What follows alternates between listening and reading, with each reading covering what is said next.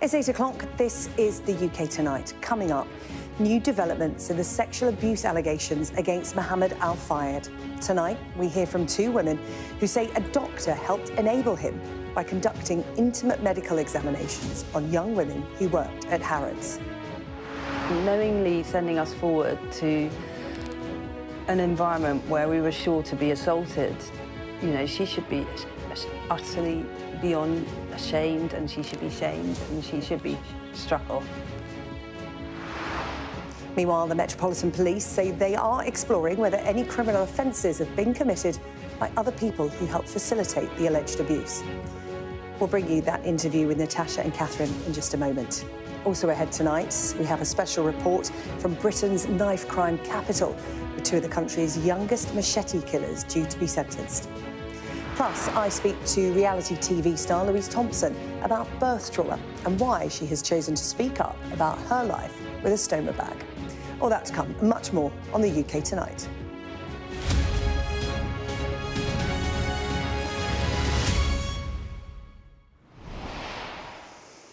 My interview with Catherine and Natasha about their time at Harrods and their treatment at the hands of Mohamed al Fayed coming up in just a few moments. But first, two of Britain's youngest ever knife killers are going to be sentenced tomorrow over the murder of a 19-year-old man in Wolverhampton. Sean Ceesay was killed in a random machete attack last November. His killers were both 12 at the time, and they can't be named because of their age. Well, the West Midlands has the highest rate of knife crime in the country, and police and community workers are desperately trying to work out why. Our correspondent Becky Cottrell has this special report tonight. Someone running. Knife crime is terrorising Britain's streets. White T-shirt, black shorts. Take this knife off me. And the people carrying deadly weapons are getting younger. I'm not sure how old he is, to be honest. He looks young. The brutal murder of Sean Ceesay by two 12-year-old children changed lives in a split second. He was stabbed in a random and unprovoked attack by this park bench in Wolverhampton. The murderers, who we can't name for legal reasons, are the youngest ever knife killers in the UK. And their friends are left wondering why. It was just shocking. I thought he was going to grow up and be a basketballer or something. I never expected him to do something like that.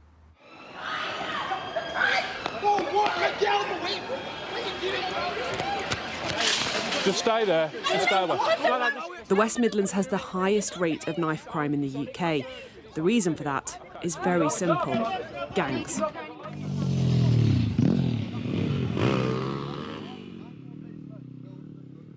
So literally walking across the road and you're in a different gang's territory? Yeah, definitely.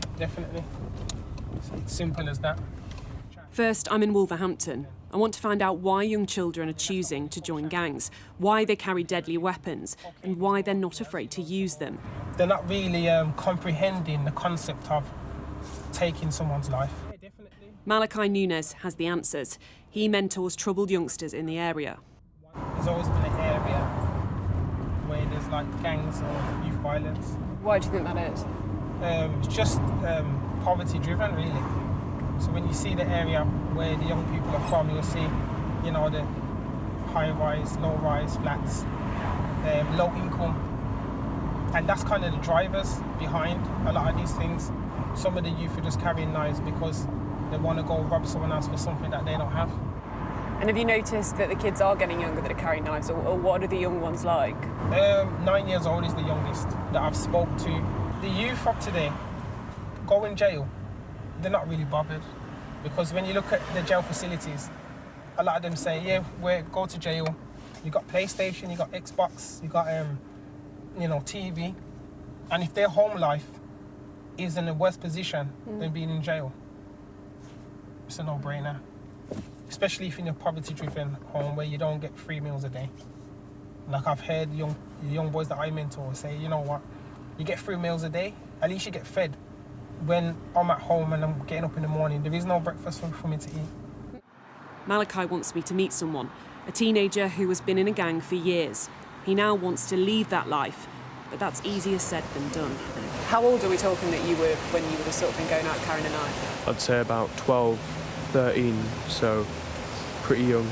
That must have been pretty scary going through your head at the time, thinking that you genuinely need a knife to protect you if you're going to go 5-minute walk from your house. Well, yeah, but at the same time, no, because if someone else is rolling with one, wanting to hurt me with one, I don't know, I just feel like to do the same, to be honest.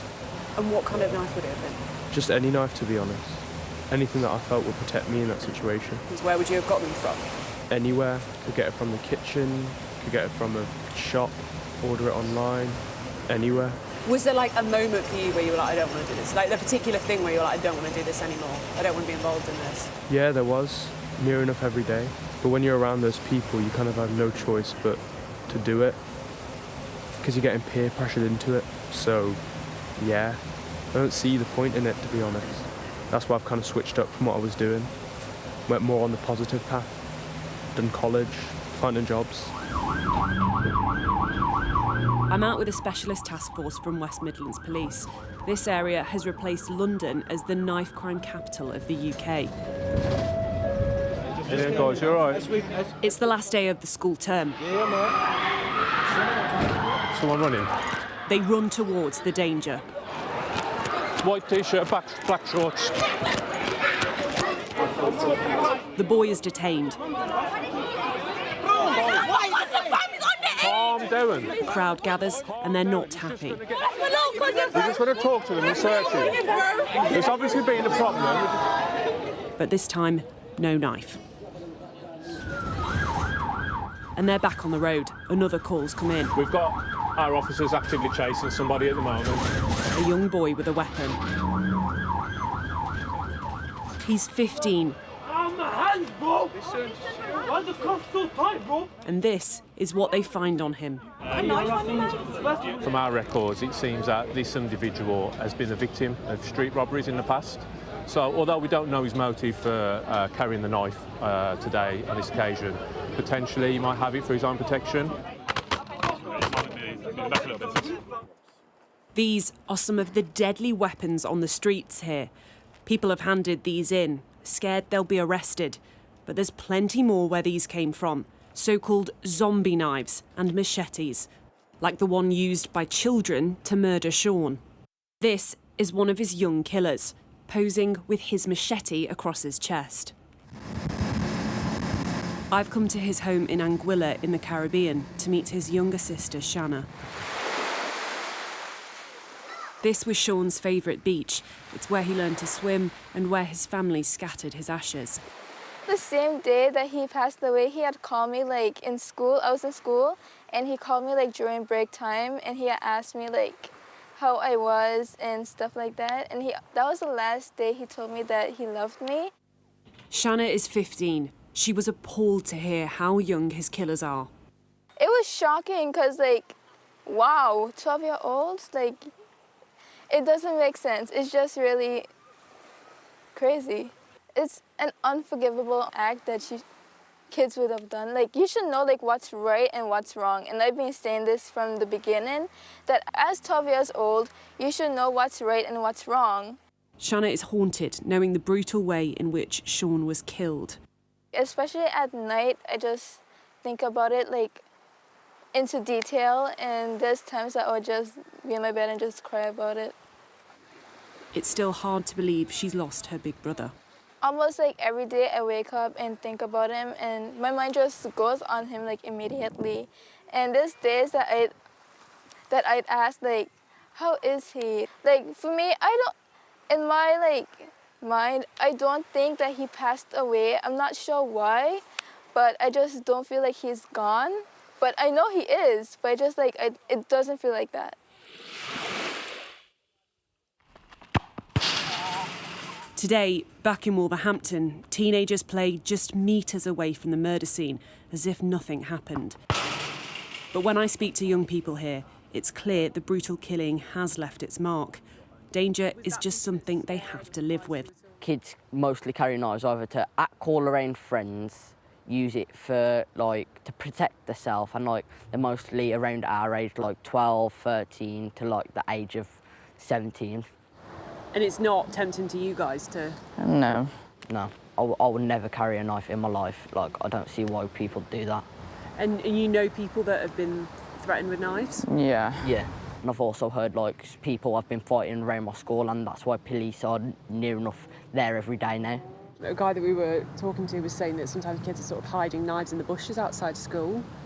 Yeah, I think like they go to it after school and then take it back out of the bush. Is that something the kids at your school do? Yeah.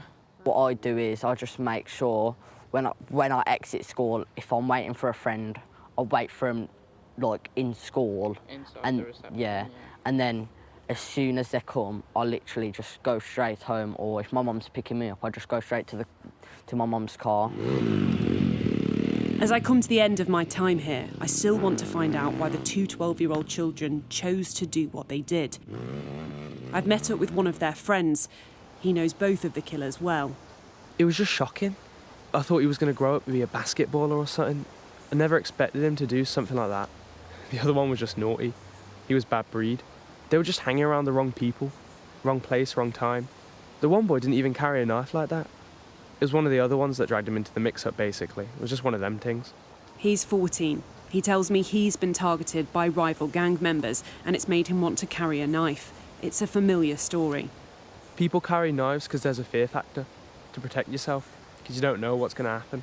What kind of knives is it that we're talking about? Literally anything. Anything that will go in, people will carry.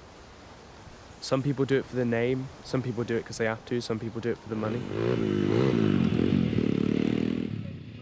10 months ago, in this very spot, young lives were changed forever.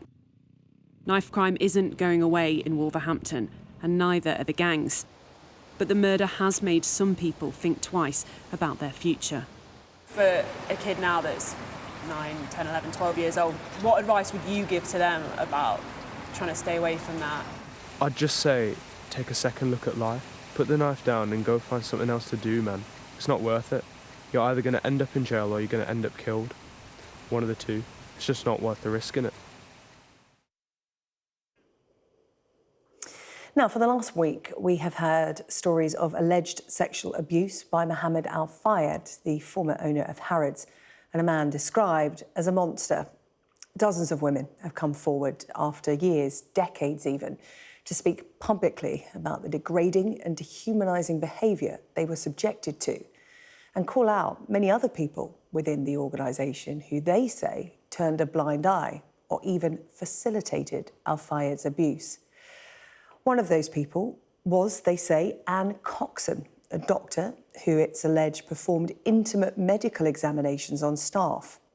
Today, two of the women told me they have approached the General Medical Council, calling for Dr. Coxon to be struck off.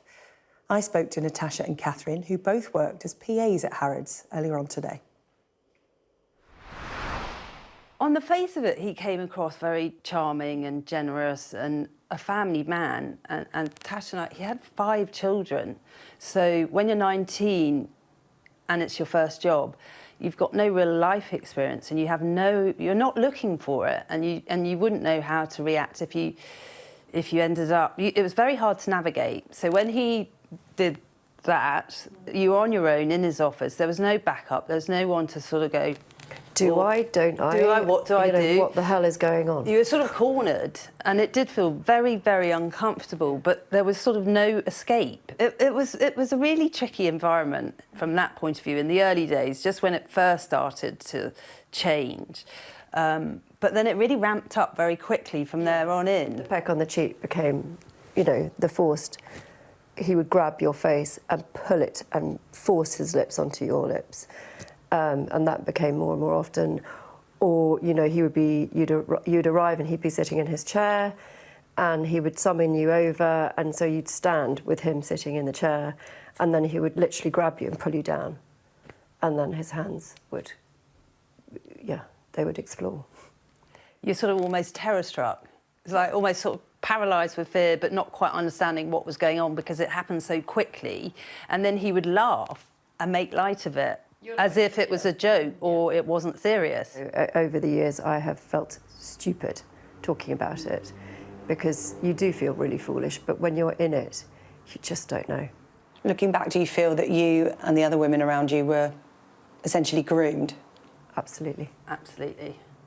I suppose it was like, looking back, we're a bit of a production line. Sadly, we're part of a production. You Yeah, of started course, there, yeah. and if you didn't, you took the various stages that he put you through, and if he didn't get to the final stage, you were literally fired. Yeah. I think some women... And what do you mean by the final stage? If you didn't sleep with him. If you didn't sleep with him. If he didn't manage to rape you, or you weren't...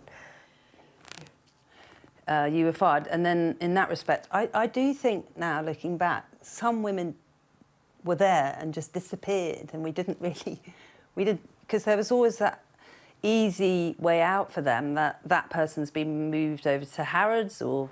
But also, we had no idea that when we were promised, if we were good girls and we did as Papa wanted us to do, as in work well, he promised flats, cars, store cards, all those kind of things. I had no idea that those flats that he promised were actually in the same building. Thank God. Because we didn't know that, you know, overnight, some of the ladies who were in the Harrods office were coming over to spend the night there. I know that now. When were you called in for your medical examinations?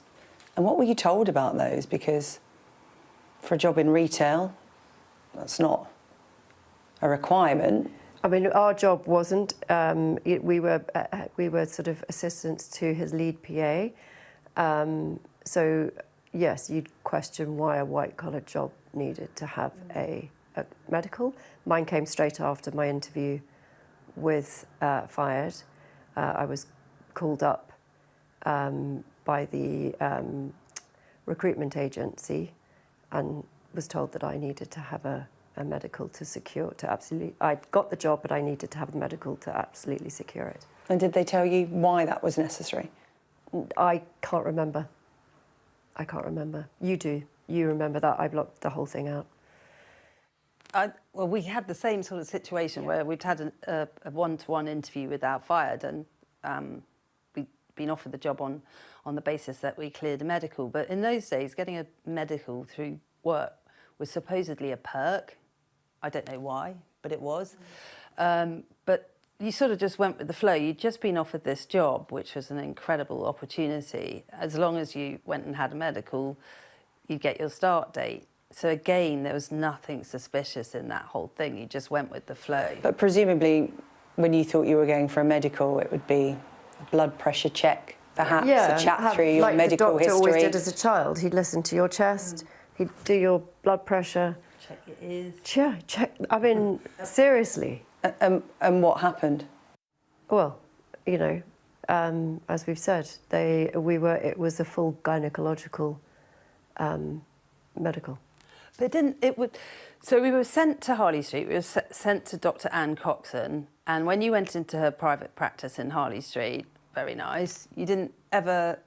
we weren't aware that the medical included a gynecological examination. They didn't tell us before we went that would be part of the examination. So you literally pitched up thinking you were going to get the standard. And then after those sort of standard tests, then it became, hang on a minute, she told us that we had to have a gynecological examination, and it was like, why? But you still didn't think of any kind of sinister reason. She just persuaded us that A, it was a tip-to-toe medical and it included a gynecological one because we were women, and B, there was some immunity problems in the family. One of the children had meningitis, so the medical needed to be a little bit more enhanced. So she sort of persuaded my naive self that actually just go for the full tip-to-toe, don't worry about it, it's just there's immunity issues in the family, and whilst you're here, it's just going to be a very thorough medical. And then it went further. We had to have an HIV test and a STD test, and like beyond, just ridiculous now in hindsight that we still at that point didn't really understand what was ahead for us. In my early 30s, I remember being asked a few times when I was living in London, "Oh, do you know a private medical private doctor?" And I would say, well, I for some reason I have this name, Dr. Anne Coxon, in my head, so I know she's on Harley Street, so maybe go and see her. But I could never remember why I remember this name. I had blocked it out so much. And it was only when we rehashed this whole thing for the BBC documentary, and I remember sitting with Keaton Stone, and we were talking about the medical, and I just said to him, what's the name of what are the names of the doctors that you've got from the other ladies? And he mentioned Dr. Anne Cox, and I literally broke down because I'd had this name and I could not remember why, and then it literally just all came flooding back. It was such a biggie for me that it was buried hugely.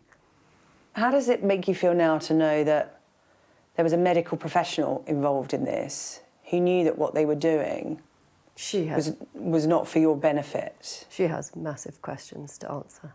She really does. You know, she carried out wholly unnecessary medical examinations, which was so intrusive, knowingly, for Mohamed al Fayed, and shared our results within Harrods, which is totally inappropriate.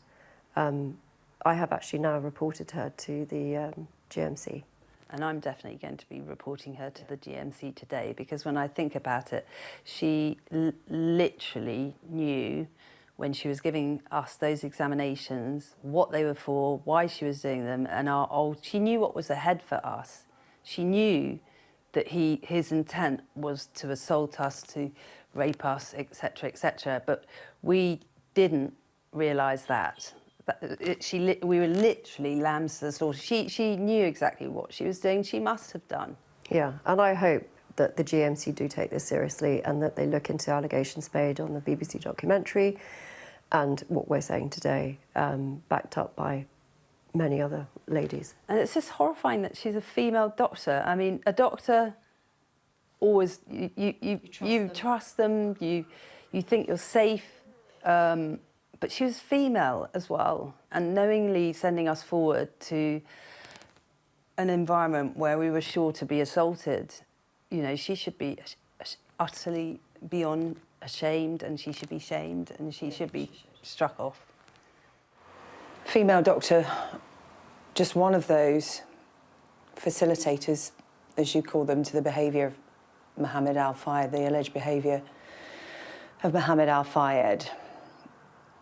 He may have carried out these alleged crimes, but he couldn't have done it on his own. When you look back at your time, were there others that helped him have access to young girls like you? And should they be held accountable? Absolutely, yeah, absolutely. From the recruitment agency to his lead PA, to the lady that went round and picked people off the Harrods floor. There were so many enablers when you look at it. Not all the security guards, but a lot of the security guards. There was a whole machine around him that was enabling this to happen. Yeah. You couldn't have just done that on your own. We were like lambs to the slaughter. Was there anyone that you could go to? Most big organisations have an HR department or a representative, or no. And the saddest thing is, the woman that you would have thought that you could have gone to, she was as bad as the rest of them. And again, it's another woman. We had no one. It was a very different world. You didn't have the same safeguarding and infrastructure. Who would have believed us anyway? No one, because they were all involved one way or another. Not everyone, but all the people close to him. What was the environment like in the office? Because not only were you made to feel uncomfortable, you saw a lot of uncomfortable, a lot of upsetting and distressing things. This is going to take a certain amount of bravery, I think, on my part and your part. Yeah, so there was one incident where I walked back into the office and Al Fayed was there with two of his sons. And one of our colleagues was on all fours in the sort of gangway, corridor, whatever you want to call it, between the desk stations. Catherine was sitting in her desk. I just looked at you and went, I walked in and looked at Catherine and quickly looked down at this our poor colleague who was on all fours being asked to be a donkey. She was being asked to bray like a donkey and to kick out like a donkey. Fayed was going, bray harder, bray harder. She had tears running down her face. It was one of the most shocking things I've ever witnessed, and what was so hard about that for Natasha and I was where to look. We were petrified. We were like, oh my God, he's going to get us down there with her. So you're looking at the ceiling, you're looking at the floor. We're trying not to look at each other. There was just it was a very terrifying atmosphere, and also he was laughing and laughing and laughing at her, as well as going, bray louder, bray louder. He was, ha ha ha ha ha, and just completely humiliating her. Even to the point where he encouraged one of his family members to get on her back because she was a donkey. So, you know, like having a donkey ride.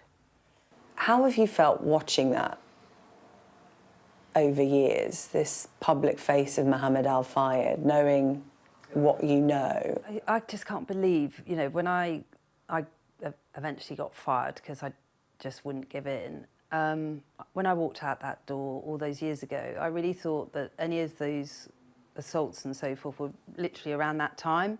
It never dawned on me that that would carry on for another 30 years.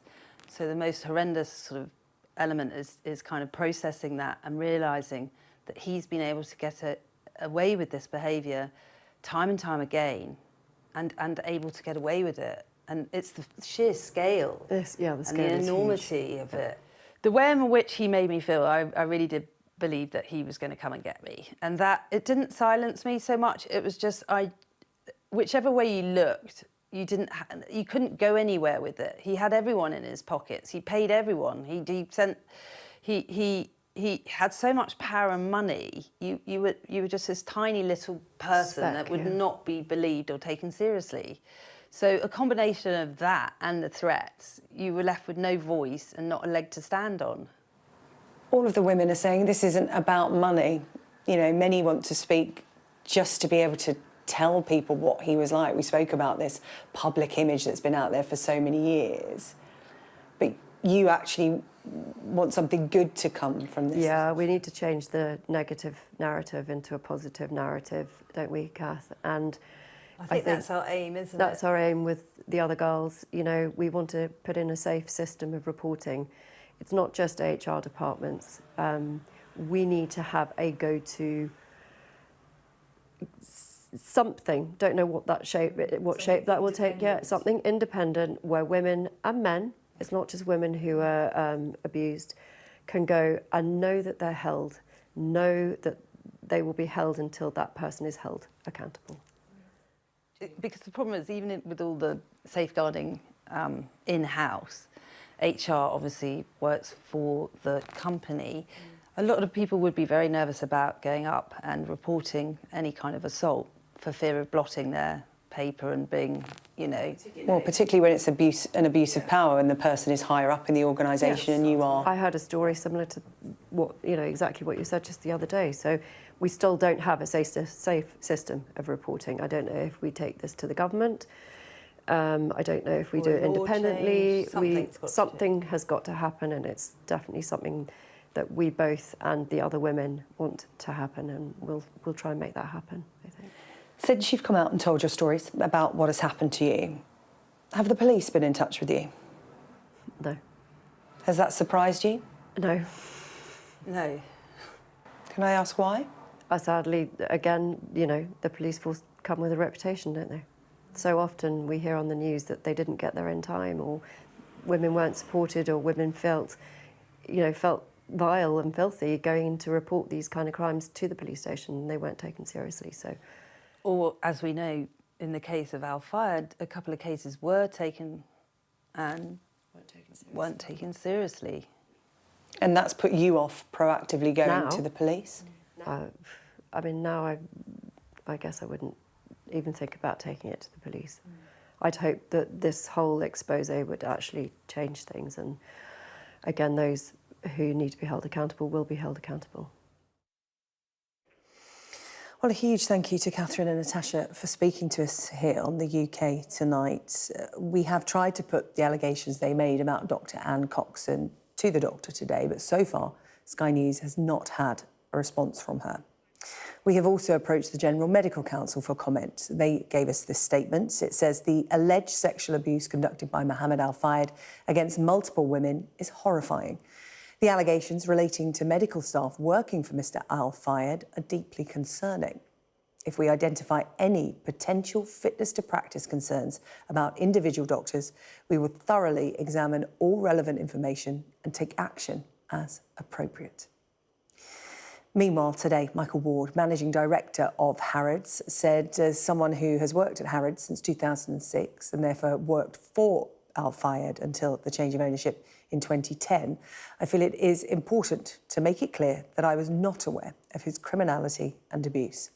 While it is true that rumours of his behaviour circulated in the public domain, no charges or allegations were ever put to me by the police, the CPS, internal channels or others. Had they been, I would, of course, have acted immediately. Fayed operated this business as his own personal fiefdom. It's now clear that he presided over a toxic culture of secrecy, intimidation, fear of repercussion and sexual misconduct. This was a shameful period in the business's history. However, the Harrods of today is unrecognisable to Harrods under his ownership.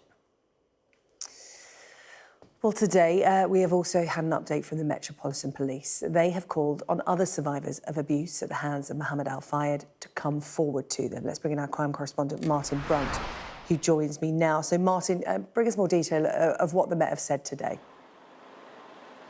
I think they've really been taken aback by the number of people who've not just come to them, but have appeared elsewhere in the media, have contacted the lawyers who've set themselves up to represent them. So they felt the need today to say once more that they believe there are more victims out there and they've encouraged them to come forward. At the same time saying how they understand that these women may be very reluctant. So as well as their own specialist officers, they are offering the chance for those victims to talk to other agencies who might be able to offer them a kind of different help than detectives can. So that's one thing that's going on. I've also today been talking to a former senior officer at the Met Police, Stephen Otter, who in 1999 became the borough commander for this area, Chelsea and Kensington.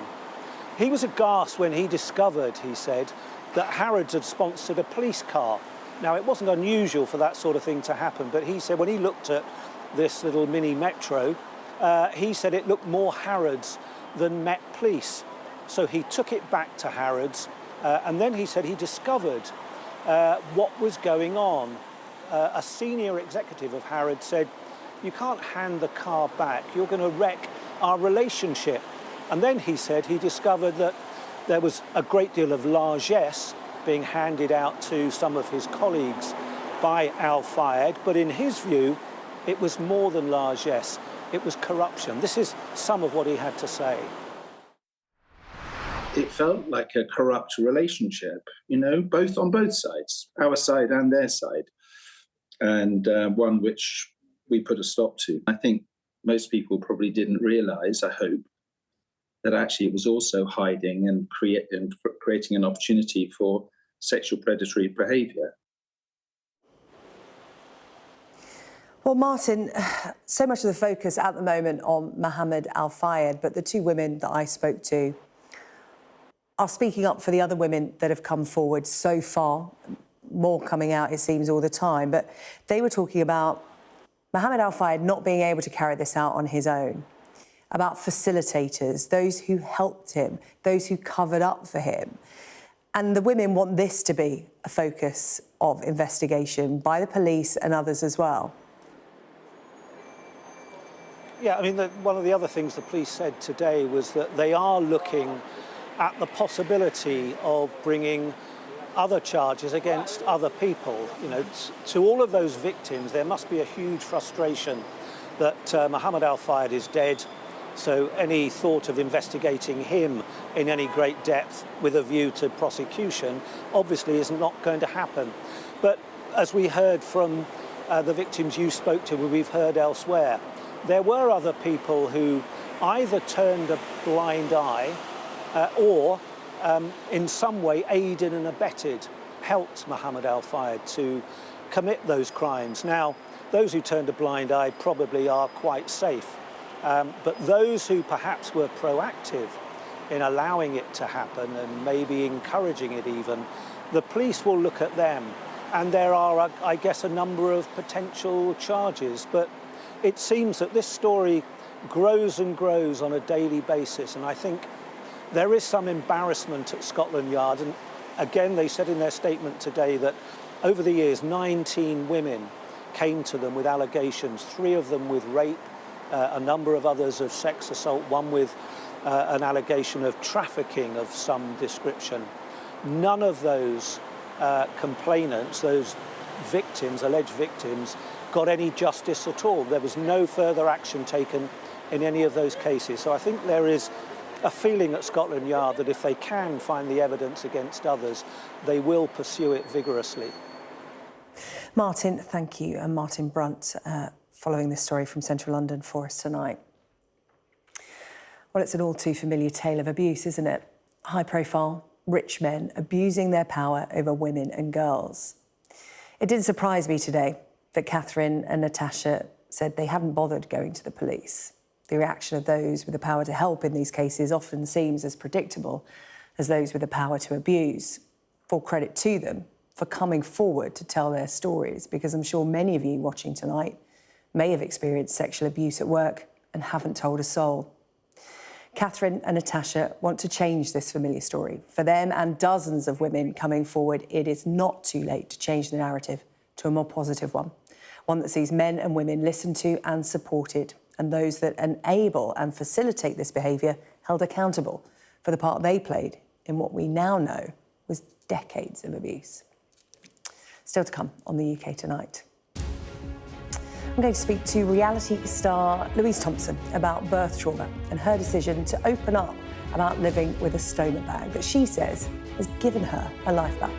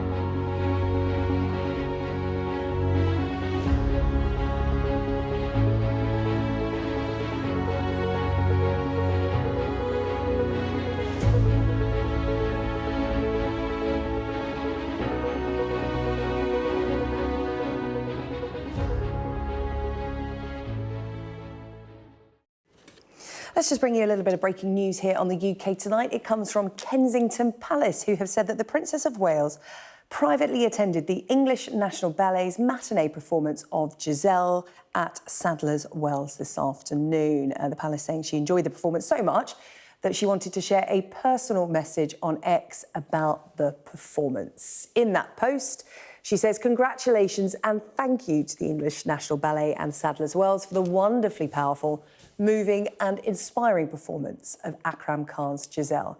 Creativity at its best. See.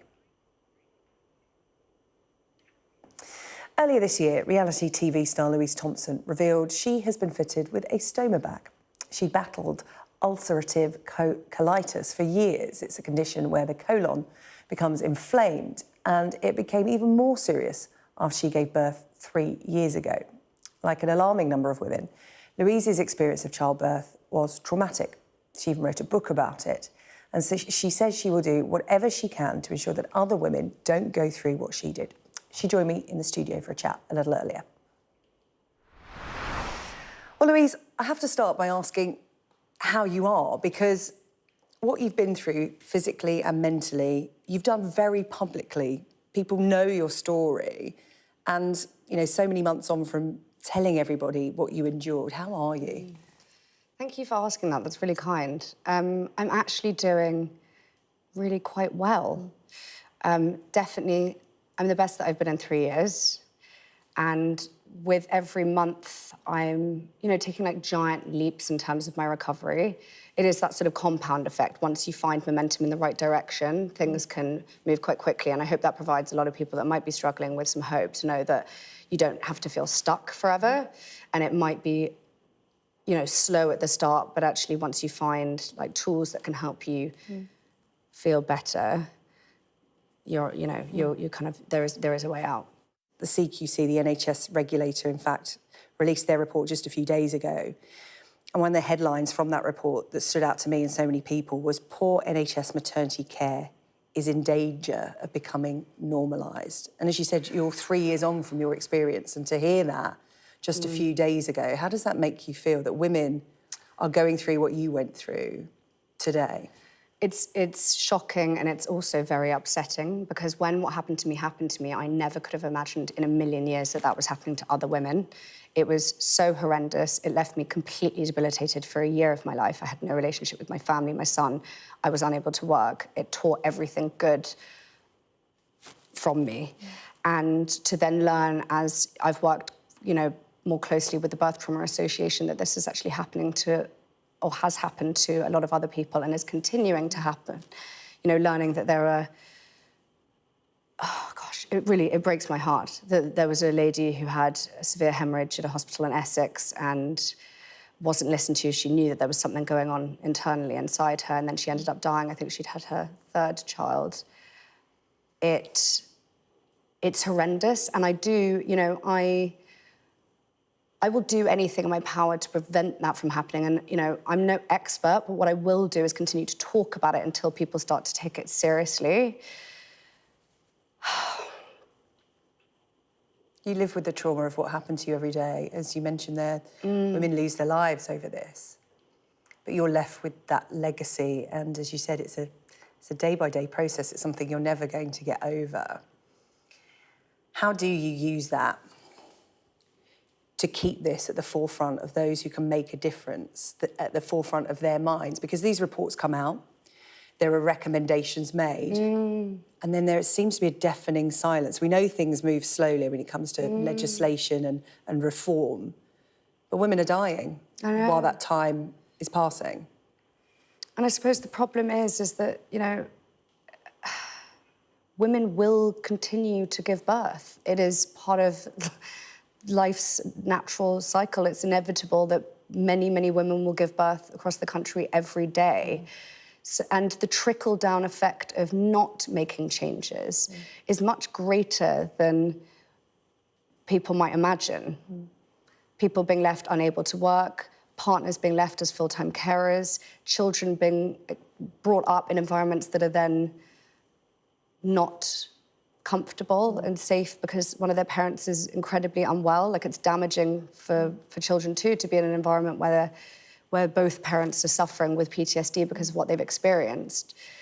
And also, you know, the aftermath of the care that the NHS then has to provide in terms of like fixing women up, you know, offering therapy.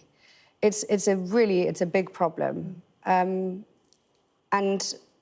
it's something that I talk about a lot and I'm thinking about more and more. And obviously there was a recent change in government, so things had to be put on pause for a little bit. And I'm catching up with the Birth Trauma Association again very soon. It's their 20th anniversary next month, so I'm going to be going and speaking with them then. And thinking about next steps, but even just sort of on a basic level, I think I've written my book, and that's encouraged women to talk more post experiencing birth trauma. So at least that might help them afterwards. I think that there could be a manual that is written to educate women about everything to do with birth. I think the educational offering is inadequate. And then at least we're giving women knowledge, and knowledge is power. Giving them the tools to help themselves when they're in a position where they're not being helped. Yeah. You talk about the mental scars you carry, PTSD, post-traumatic stress disorder, a condition which affects 1 in 20 mothers after giving birth. But there's also the physical reminders as well, your physical health. And you have come out openly and said you've had surgery as a consequence of what you went through to remove part of your bowel, and you now live with a stoma. And you are framing living with a stoma in a positive light, because in your mind that has saved your life and that is now part and parcel of your life. So talk to me about that and why you want to reframe living with a stoma. I never thought I'd be someone that lived with a stoma. I just didn't think that it was going to happen to me. And you just never know really what's around the corner. But I knew other people, I'd met other people who had had them, and I just felt really sorry for them. And then when it happened to me, I was so unwell that I was left with very little choice but to have one. And I was back in that emergency environment, hypervigilant in hospital, petrified, really actually scared for my life. So I had the surgery, and there's a queue for surgeries when you're in the hospital, who's the most important or urgent case that day.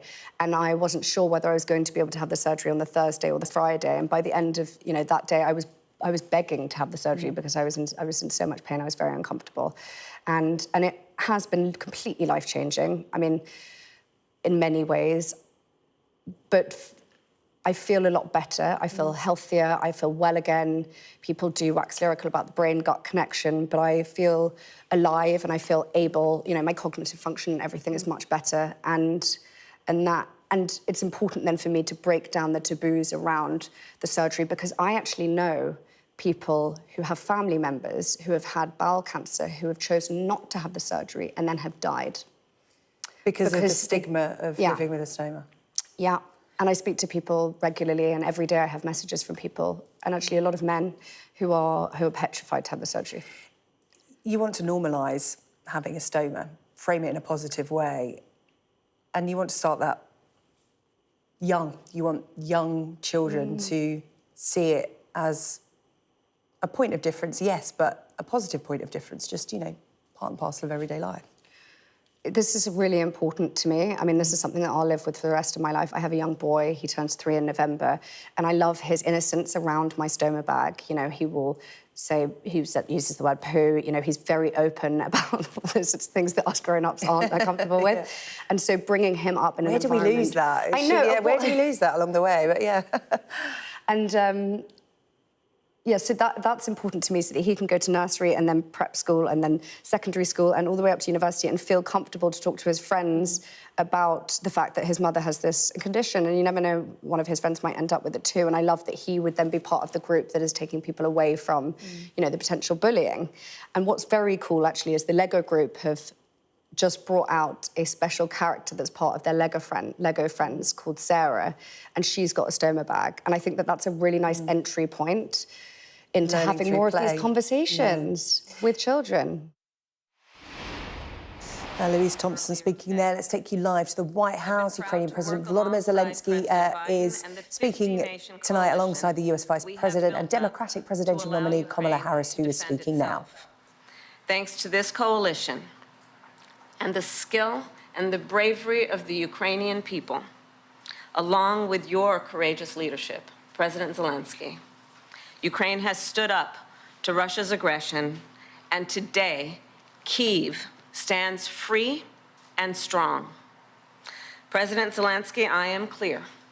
Putin started this war, and he could end it tomorrow if he simply withdrew his troops from Ukraine's sovereign territory. Of course, he has demonstrated no intention of doing that. Instead, he continues to assault civilian infrastructure and terrorize the people of Ukraine. In Switzerland in June, along with 90 other nations at the Ukraine Peace Conference, I told you that the United States shares your vision for the end of this war, an end based on the will of the people of Ukraine and the UN Charter, and that we must work with the international community to secure a just and lasting peace. And I told world leaders there, nothing about the end of this war can be decided without Ukraine. However, in candor, I share with you, Mr. President, there are some in my country who would instead force Ukraine to give up large parts of its sovereign territory, who would demand that Ukraine accept neutrality and would require Ukraine to forego security relationships with other nations. These proposals are the same of those of Putin. And let us be clear, they are not proposals for peace. Instead, they are proposals for surrender, which is dangerous and unacceptable. So, President Zelensky, I look forward to our discussion today, and I will continue to work with you to ensure Ukraine prevails in this conflict and remains a free, democratic, and independent nation. Welcome back again. Thank you so much. Madam Vice President, thanks for the invitation. Happy to see you. Dear journalists, I want to especially thank you for your participation in the Peace Summit. And really, it was very important, and we remember it. The format was successful. We are preparing the second one. And now we have to end this war. We need a just peace, and we must protect our people, Ukrainian families, Ukrainian children, and everyone from Putin's civil. And we are grateful to America for supporting Ukraine all along. And we'll have an important meeting today, right after I'd talked to President Biden about the plan of victory, and I will share some details of the plan with Vice President Harris. It's crucial for us to be fully understandable and to work in a full coordination with the United States. And this morning I talked also to the congressmen, both chambers, both parties, and I'm thankful for the bipartisan support. We believe this war can be won and just peace can be closer only with the United States. Madam Vice President, this is our, you said, seventh meeting? Seventh, and not last. And the third meeting, as far as I remember, the third meeting this year. Yes. Thank you, and I want to inform you about the latest developments on the battlefield, of course, and about Ukraine's actions in the Kursk region, on what has been achieved and the ambitions ahead. Today we have a new strong support package, as you said, and we have common view on the things that need to be done. We have to keep pressure on Russia to stop the war and to make truly lasting and just peace. It's a top priority for us and for other freedom-loving nations to achieve not a freezing, but real peace for us. So we need to keep sanctions against Russia strong, and we need to use the proceeds from immobilized Russian assets to protect Ukraine, our people, our cities, our front line from Russian evil. And of course, we must work hard to bring all Russian war criminals to justice And one more thing, I want to inform Madam Vice President about the latest Russian missile and the Shahid's attacks against Ukrainian energy infrastructure. We need to urgently strengthen Ukraine's air defense to save thousands of lives and reduce Russian terror to zero. It's achievable. Thank you again. Thanks, America. Thanks to you, Madam Vice President. Slava Ukraine. Thank you. Here, we're going to go. Kamala Harris there and Volodymyr Zelensky hosting a news conference there. Our US correspondent Mark Stone is in Washington and was listening in. Mark, what did you make of the joint address there? Well, I think some might see this as a glimpse into the future if they believe that Kamala Harris wins the election. Certainly, she was presenting herself as presidential, even though she is only the vice president. The framing of it was certainly very interesting and will have pleased her party. I thought the most interesting part of what she said was that reference to Donald Trump. There are some in our country, she said, who effectively would like to see Ukraine surrender to Russia. She is presenting herself as the person who wants to make sure that Ukraine is victorious against Donald Trump's view that there needs to be a resolution which would involve giving Ukrainian land over to the Russians. Interesting stuff. Mark, OK, thank you very much indeed. Mark Stone monitoring events from Washington there. That joint press conference has just come to an end with Kamala Harris, the Vice President of the United States, and the Ukrainian President Volodymyr Zelensky. We'll have more on that coming up in the world with Yalda Hakim. That's all from the UK tonight. The highlights on our webpage, as always. Just scan the QR code on your screen. Yalda Hakim is next tonight. She's live from Beirut. We'll see you on Monday.